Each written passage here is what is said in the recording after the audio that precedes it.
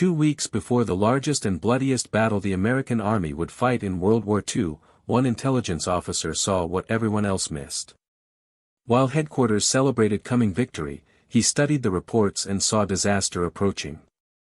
His warning was ignored by most, but one general listened. That decision would save thousands of lives and change the course of the war in Europe.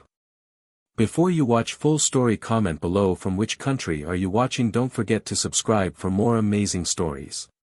In December 1944, the war in Europe seemed to be going well for the Allied forces. American and British armies had pushed the German military back through France after liberating Paris in August. Newspapers in the United States were telling people that soldiers might be home by Christmas. At headquarters, generals were planning the next big step, crossing the Rhine River and entering Germany itself. But in a small office in the French city of Nancy, one man was not celebrating. His name was Colonel Oscar W. Koch, and he was the intelligence officer for General George S. Patton's Third Army. While everyone else saw victory coming soon, Koch saw something different in the reports crossing his desk. He saw danger. Oscar Koch was born in Wisconsin and had been working with General Patton for years. He had served as Patton's intelligence chief since the North African campaign, through Sicily, and now in France. Unlike many intelligence officers who were ignored by their commanders, Koch had earned Patton's trust. This trust came from being right many times before about what the German forces would do. Koch was not a loud or dramatic person. He did not seek attention or try to make himself famous. He was the kind of officer who sat quietly with maps and reports, looking for patterns that others might miss. His job was to understand what the enemy was planning, and he took that job very seriously. By late 1944, Koch held the rank of colonel and was known among Patton's staff as someone who would speak up even when his views did not match what people wanted to hear. This quality would soon become very important. The Ardennes was a region along the border between Belgium, Luxembourg, and Germany. It was covered with thick forests, steep hills, and had very few good roads. For months, this area had been quiet. No major fighting was happening there. The American command decided to use the Ardennes as a rest area. Tired divisions that had been fighting hard battles were sent there to recover. New units that had just arrived in Europe and had little combat experience were also placed in this sector to get used to being near the front line without facing serious danger. On December 16, 1944, about 80,000 American soldiers were spread across the Ardennes. Many of them thought they were in the safest place on the Western Front. Their commanders had told them this was a quiet sector where nothing much happened. The American positions were thin. Units were spread out over long distances because no one expected trouble. Some positions had gaps between them. Communication lines were basic. Many soldiers had never been in a real battle before. To most Allied planners sitting in comfortable headquarters, the Ardennes made sense as a quiet zone. The terrain was difficult. The roads were poor. It seemed like the last place anyone would choose to launch a major attack. This thinking would prove to be a dangerous mistake. In late November and early December 1944, Koch and his intelligence team began noticing strange things in their reports. These were small details that individually did not mean much, but when put together, they formed a worrying picture. First, there was the radio traffic. The German military used radio communications to coordinate their units, and the Allies listened to these signals carefully. Koch's team noticed that some German radio networks that had been active suddenly went quiet. Other networks changed their frequencies. This kind of behavior often meant that units were moving or preparing for something new. Second, there was movement at night. When the weather was clear enough for reconnaissance planes to fly, they reported seeing unusual activity on the German side. Vehicles were moving in the dark. Troops were being shifted from one area to another. Formations were gathering in forested areas where they would be hard to spot from the air. Third, prisoners of war were telling interesting stories. When American patrols captured German soldiers, the prisoners mentioned that fresh armored units were arriving in the area. They talked about ammunition dumps being built up behind the lines. They mentioned fuel depots being established in places where there had been nothing before. Fourth, the weather was becoming a factor. Heavy clouds and fog were settling over the region, making it very difficult for Allied aircraft to fly reconnaissance missions or provide support to ground forces. This bad weather seemed to be lasting longer than normal for that time of year. Most intelligence officers in other headquarters saw these same signs. But they explained them away in routine terms. Maybe the Germans were just relieving tired units. Maybe they were shuffling reserves around to plug gaps in their defensive line. Maybe they were preparing for small, local counterattacks to slow down the Allied advance. There was another reason many officers dismissed the possibility of a major German offensive. Everyone knew that Germany was running low on fuel. The Allied bombing campaign had hit German oil production hard. How could the Germans launch a big attack when they barely had enough gasoline to keep their current forces supplied? Koch looked at the same information and came to a different conclusion. He did not just read reports one by one. He compared them. He laid them out on maps. He studied the terrain. He looked at where roads and rivers were located. He thought about what the Germans might be trying to achieve. By early December, Koch had formed a clear picture in his mind. The Germans were not preparing for small defensive actions. They were preparing for a major offensive. And they were not going to attack Third Army directly. Instead, they would strike to the north, hitting First Army's sector in the Ardennes. Koch believed the German plan was to punch through the thin American line, drive west toward the Meuse River, and try to reach the vital port of Antwerp. If they could capture Antwerp, they would cut the Allied supply lines and drive a wedge between the British and American armies. It was a desperate gamble, but Koch thought the Germans were desperate enough to try it. On December 9, 1944, Koch went to General Patton with his assessment. This was not an easy thing to do. Third Army was preparing for its own offensive schedule to begin on December 19. Everyone was focused on attacking east toward the Saar region and eventually the Rhine River.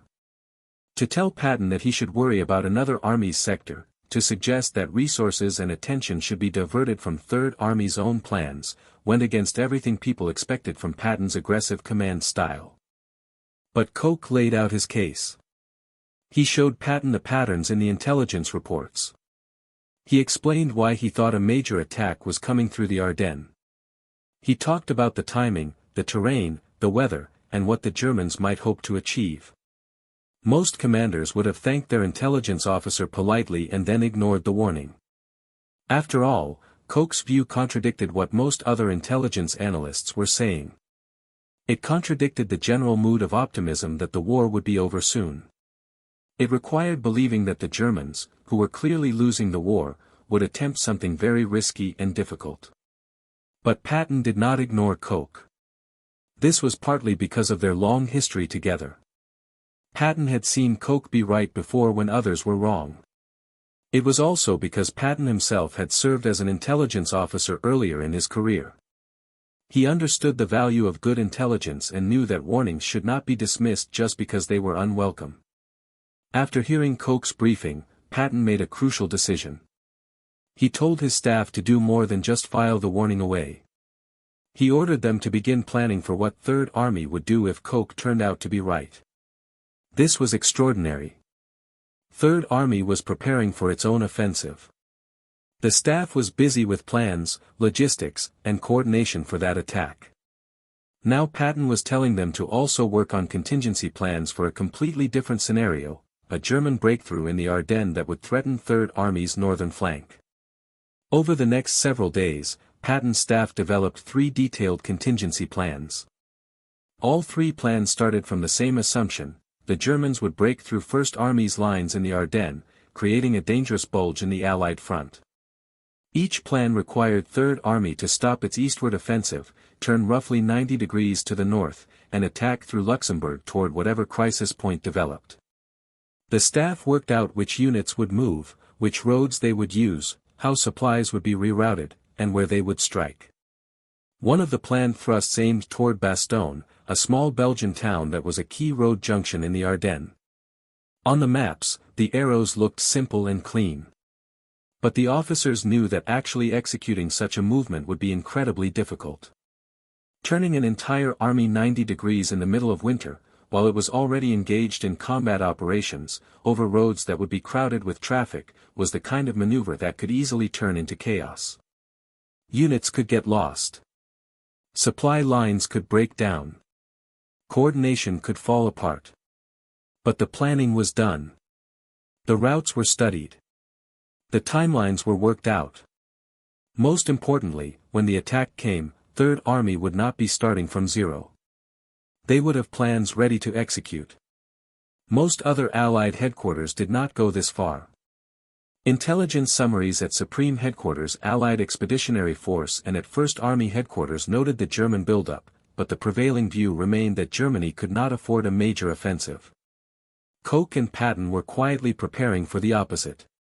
At about 5:30 in the morning on December 16, 1944, the German offensive began.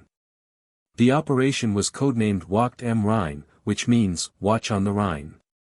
It was designed to deceive Allied intelligence into thinking it was a defensive operation. Across an 80-mile front in the Ardennes, roughly 1,600 German artillery pieces opened fire. The bombardment lit up the dark winter morning. Shells crashed into American positions that had been quiet for months. Soldiers who had been sleeping in relative safety were suddenly under intense fire. Behind the artillery barrage came the infantry and tanks. More than 200,000 German troops, organized into 3 armies, began moving out of the forests. They advanced under heavy snow and thick fog that kept Allied aircraft grounded. The weather, which Koch had mentioned as a factor in his warning, was perfect for the German attack. The American forces in the Ardennes were caught off guard. Many units were under strength. Many soldiers were inexperienced.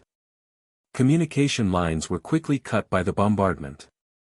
Some headquarters were overrun before they could send out warnings. Units fell back in confusion, trying to form defensive positions wherever they could. The German plan was ambitious. They wanted to punch through the American line, cross the Meuse River, seize key bridges, and drive all the way to Antwerp. German leadership hoped that if they could capture this vital port, the Western Allies might be forced to negotiate some kind of settlement rather than continue fighting. In the first hours of the attack, about 80,000 Americans in the Ardennes faced an assault by more than 200,000 German troops supported by around 1,000 tanks and assault guns. The Germans had concentrated overwhelming force at the point of attack. When the first reports of the German offensive reached higher headquarters, there was genuine confusion. The attack was much larger than anyone had expected. Some staff officers initially thought it was just a local counterattack that would be contained quickly. Others were not sure what was happening because communications from the front were breaking down. At Supreme Headquarters, intelligence officers had seen the German buildup, but they had misread its purpose. Now they had to quickly reassess the situation and figure out how to respond. In Nancy, at Third Army Headquarters, the early reports reached an organization that had already been thinking about this exact scenario. Koch immediately began plotting the reported German breakthroughs on the maps his team had prepared. The pattern matched what he had warned about. The attack was coming through the Ardennes. It was much larger than a local counterattack. The Germans were pushing west toward the Meuse. Patton now had to turn his contingency plans into real orders. But first, the Allied High Command had to decide what to do. On December 19, 1944, 3 days after the German attack began, senior Allied commanders met in the French city of Verdun. General Dwight Eisenhower, the Supreme Allied Commander, was there along with his key subordinates. They had to decide how to respond to what was rapidly becoming a major crisis. The Germans had created a large bulge in the Allied line, which is why the battle would later be called the Battle of the Bulge. American forces were falling back in some areas. The situation around the town of Bastogne was particularly worrying. Bastogne sat at a key road junction, and if the Germans captured it, they would control movement across the central part of the battlefield. The commanders at the Verdun meeting understood that they needed to counterattack. They needed to hit the German forces from the flanks and stop their westward drive. But the question was, who could attack, and how quickly? Most of the commanders spoke in terms of needing days or even weeks to organize a counterattack. Moving large formations in winter, over crowded roads, while they were already engaged in operations, looked very difficult. Divisions would have to be pulled out of line, rerouted, and sent to a completely different sector. Supplies would have to be redirected. Coordination would have to be established with units they had never worked with before. When it was Patton's turn to speak, he gave an answer that surprised everyone in the room. He said that Third Army could attack north with 3 divisions in 48 hours. There was stunned silence. Some officers were openly skeptical. How could an entire army turn 90 degrees and attack in just 2 days? It seemed impossible. Some thought Patton was bragging or being overconfident, which fit his reputation. But Patton was not bragging. He had contingency plans already prepared. His staff had worked out the details. The routes were mapped. The units were identified. The timelines were calculated. Because Koch had warned him 2 weeks earlier, and because Patton had taken that warning seriously enough to plan ahead, Third Army was ready to move. Eisenhower gave the order. Third Army would halt its planned eastward offensive and turn north to strike into the southern flank of the German advance. After the Verdun meeting, the real work began. Patton's staff had to turn their contingency plans into actual movement orders. This was an enormous logistical challenge. Third Army had to swing a force of about 250,000 men through winter conditions. Entire corps and divisions that were in contact with the enemy had to disengage, turn around, and drive north toward Luxembourg and Belgium. At the same time, they had to keep their supply lines running and avoid complete traffic jams on the roads. Within days, 6 divisions were moving north. In total, about 133,000 vehicles and some 62,000 tons of supplies were redirected. Imagine the scene: endless columns of trucks, tanks, artillery pieces, and other vehicles crawling along icy roads in the middle of winter. Traffic jams at every intersection. Military police trying desperately to keep things moving, all of this happening while German aircraft occasionally attacked the columns when the clouds opened up enough for them to fly. For the soldiers on the ground, this movement meant nights spent in frozen vehicles, barely sleeping. It meant convoys that moved at a crawl or stopped completely for hours. It meant confusion about where they were going and what they would face when they got there. It meant leaving positions they knew and heading into an unknown battle. The weather made everything harder. Snow covered the roads. Ice made driving treacherous. Fog reduced visibility to almost nothing at times. Temperatures dropped well below freezing. Soldiers had to deal with frostbite on top of everything else. But the movement continued. Units kept rolling north. Patton drove up and down the columns, checking on progress, pushing commanders to move faster, making sure his army was actually doing what he had promised at Verdun. The German forces were fighting the same terrible weather and difficult terrain. Their timetable depended heavily on capturing fuel from Allied supply dumps because they did not have enough of their own.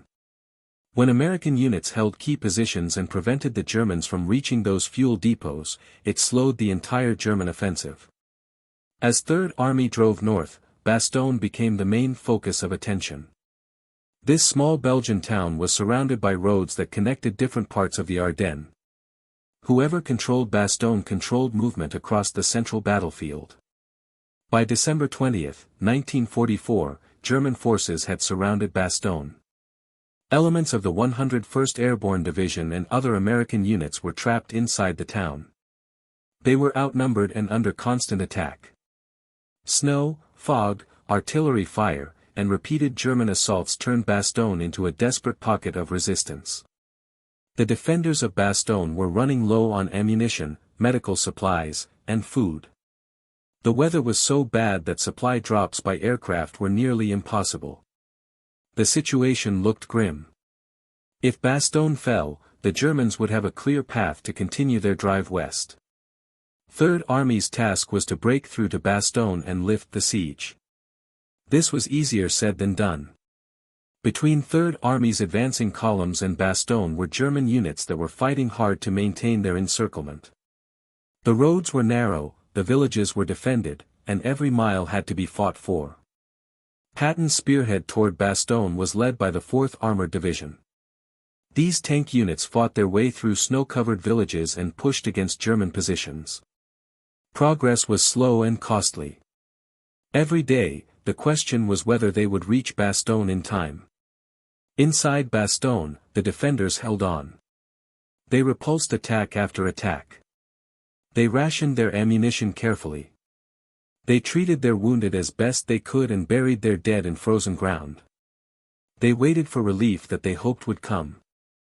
On December 26, 1944, 10 days after the German offensive began, tanks from the 4th Armored Division made contact with the defenders of Bastogne.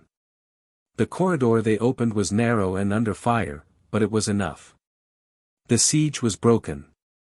Supplies and reinforcements could reach the town. The wounded could be evacuated.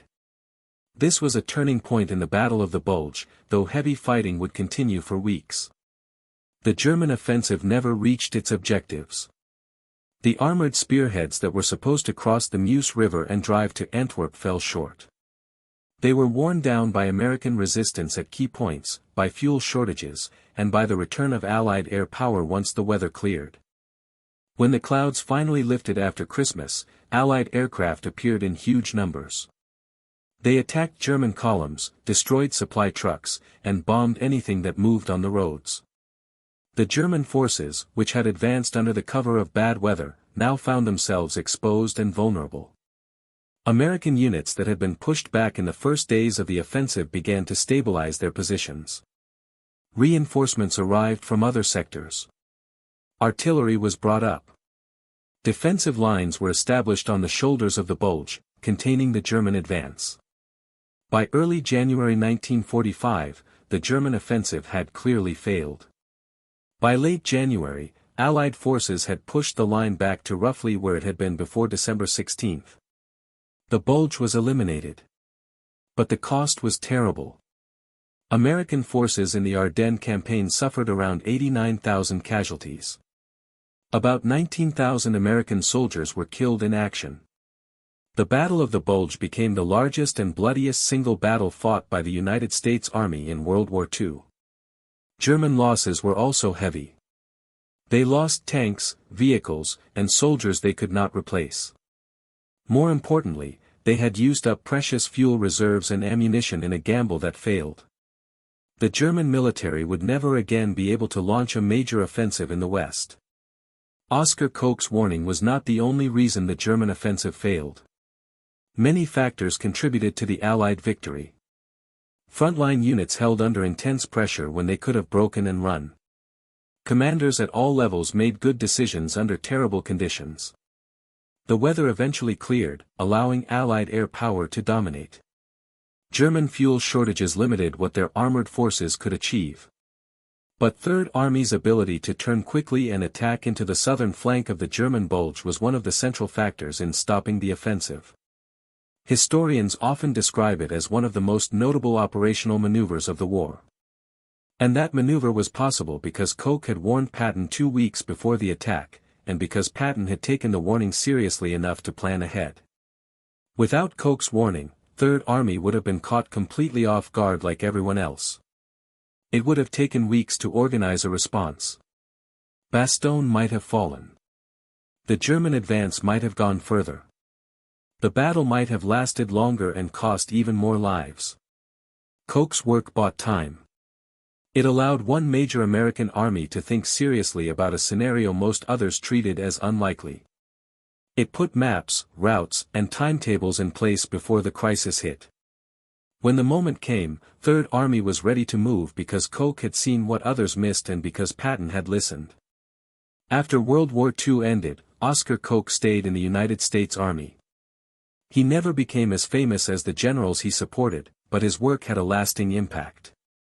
Koch organized and commanded the Army Ground Forces Intelligence School at Fort Riley, Kansas. There, he helped shape peacetime doctrine for combat intelligence. He taught the next generation of intelligence officers how to analyze information, how to look for patterns, and how to speak up even when their conclusions were unwelcome. He later served as Director of Intelligence in occupied Austria, working with the early Central Intelligence Agency on training programs. In 1954, he was promoted to Brigadier General.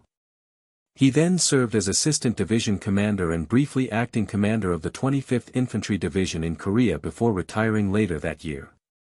In retirement, Koch settled in Illinois.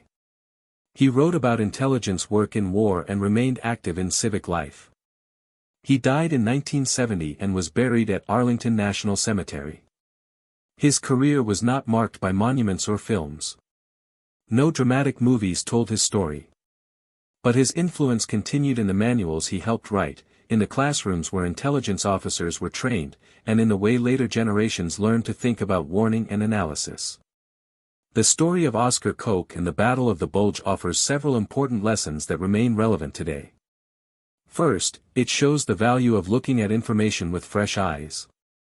Many intelligence officers saw the same reports that Koch saw.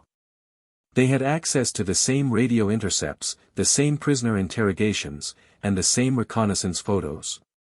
But most of them explained away what they saw in comfortable terms. Koch looked at the same information and saw a pattern that others missed because he was willing to consider an uncomfortable possibility. Second, it demonstrates the importance of speaking up. Koch knew his warning contradicted the prevailing view at Allied headquarters. He knew it would be unwelcome because it suggested problems when everyone wanted to believe victory was near. But he presented his assessment anyway because he believed it was true and important. Many people in organizations stay quiet when their views differ from the majority. Koch did not. Third, it highlights the value of listening to warnings even when they are inconvenient. Patton could have thanked Koch politely and then ignored him. Many commanders would have done exactly that. Instead, Patton took the warning seriously enough to act on it. He ordered his staff to prepare contingency plans. This decision to listen and prepare made all the difference when the crisis came. Fourth, it shows that preparation matters. Having contingency plans ready did not guarantee success, but it gave Third Army a crucial advantage. When other commanders at the Verdun meeting were talking about needing weeks to respond, Patton could offer 48 hours because the groundwork had been laid. The time spent planning before the crisis paid off enormously during the crisis. Fifth, it illustrates the danger of mirror imaging and assumptions. Many Allied officers assumed the Germans would not attempt a major offensive because they themselves would not attempt such an operation with limited fuel and resources. They assumed the enemy thought the same way they did. Koch was willing to consider that a desperate enemy might attempt something risky precisely because they were desperate. Finally, it reminds us that important work often happens quietly. Koch was not a dramatic figure. He did not give inspiring speeches or lead troops into battle. He sat in an office and studied reports. But his quiet, careful work had enormous consequences. The battles that prevent disasters are often invisible to most people. The Battle of the Bulge happened over 75 years ago, but the story of Oscar Koch's warning remains relevant. In any field where people analyze information and try to predict what will happen next, the same dynamics apply. Intelligence analysts today still face the challenge of seeing patterns in incomplete information. They still have to decide when to raise warnings that contradict what their organizations want to hear. Leaders still have to decide whether to listen to uncomfortable assessments or dismiss them. The temptation to see what we want to see is universal. When things seem to be going well, we naturally want to believe they will continue going well. Warning signs are easy to explain away. Dissenting views are easy to dismiss as pessimistic or alarmist. Organizations in every field face this challenge. Businesses miss threats from new competitors because they assume their current position is secure. Governments miss warning signs of coming crises because they are focused on other priorities. Hospitals miss signs that a disease outbreak is beginning because initial cases look like routine illnesses. The Koch and Patton story suggests some ways to address these challenges. Organizations need people like Koch who are trained and empowered to look for warning signs. They need leaders like Patton who are willing to listen even when the message is unwelcome. They need cultures where speaking up is valued rather than punished. And they need processes for turning warnings into preparations rather than just filing them away. On December 16, 1944, when German artillery opened fire in the Ardennes, Oskar Koch was proven right. The major offensive he had warned about was happening exactly as he had predicted. In the weeks that followed, as Third Army fought its way north through winter conditions to strike into the German flank, the preparation that flowed from his warning made a crucial difference. Koch never sought fame or recognition.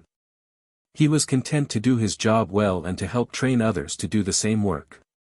But his warning before the Battle of the Bulge saved time, saved lives, and helped stop the last major German offensive in the West. The image of General Patton at Verdun, confidently offering to attack north in 48 hours, is dramatic and memorable. But behind that moment was the quieter work of an intelligence officer who saw what others missed and had the courage to say so. Among the hundreds of thousands of people who fought in the Battle of the Bulge, from riflemen in foxholes to tank crews on icy roads to staff officers managing logistics, was a reserved officer in Nancy working through reports that did not fit the story most people wanted to believe. His name was Oskar W. Koch, and his warning made a difference when it mattered most. The Battle of the Bulge left deep scars on everyone involved. For the American soldiers who fought in those frozen forests, the memories lasted a lifetime. Men who survived told stories of nights so cold that weapons froze and had to be thawed before they could fire. They remembered friends who died beside them in snow-filled foxholes. They recalled the sound of German tanks grinding through villages and the whistle of incoming artillery shells.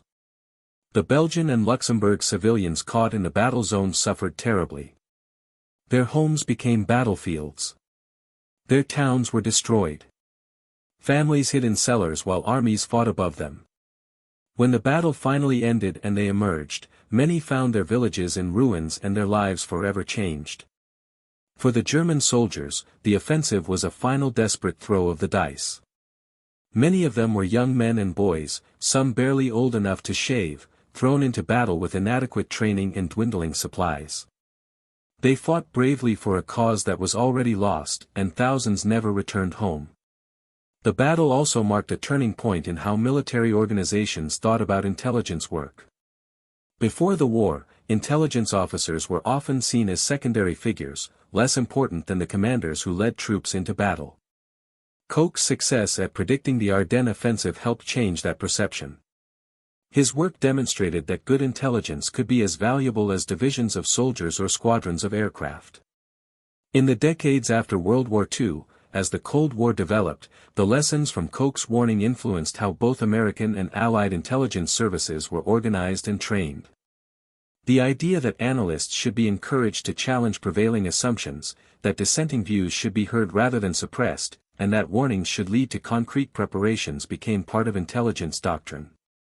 The relationship between Koch and Patton also became a model for how commanders and intelligence officers should work together.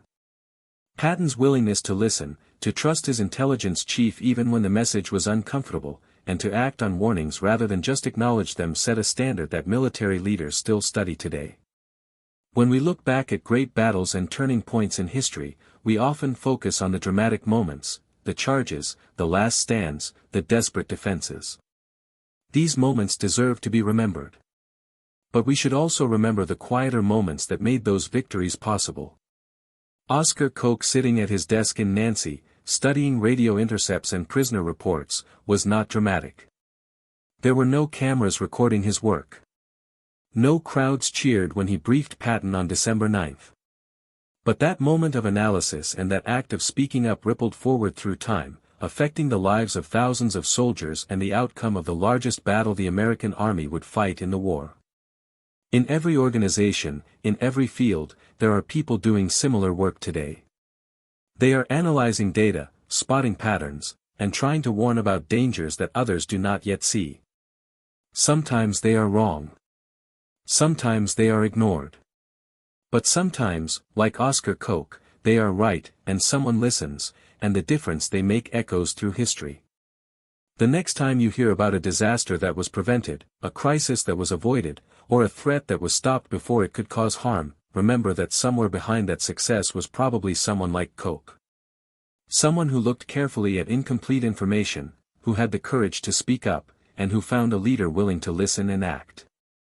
That is the real lesson of Oscar Koch and the Battle of the Bulge. It is not just a story about one battle in one war. It is a story about the value of careful thinking, honest communication, and the willingness to prepare for dangers we hope will never come. These qualities saved lives in December 1944, and they continue to save lives today. Today, when military officers study the Battle of the Bulge at war colleges around the world, Koch's warning is always part of the curriculum.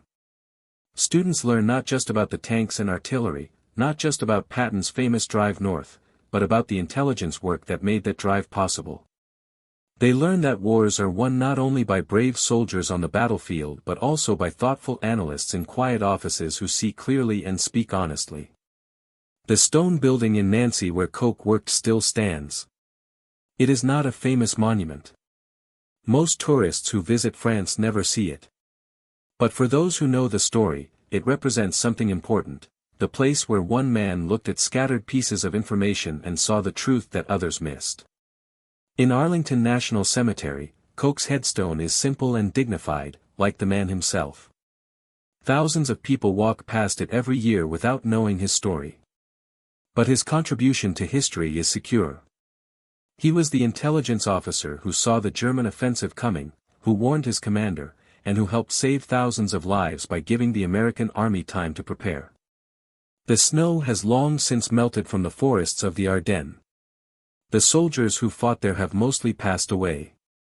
But the lessons from that winter remain fresh and relevant.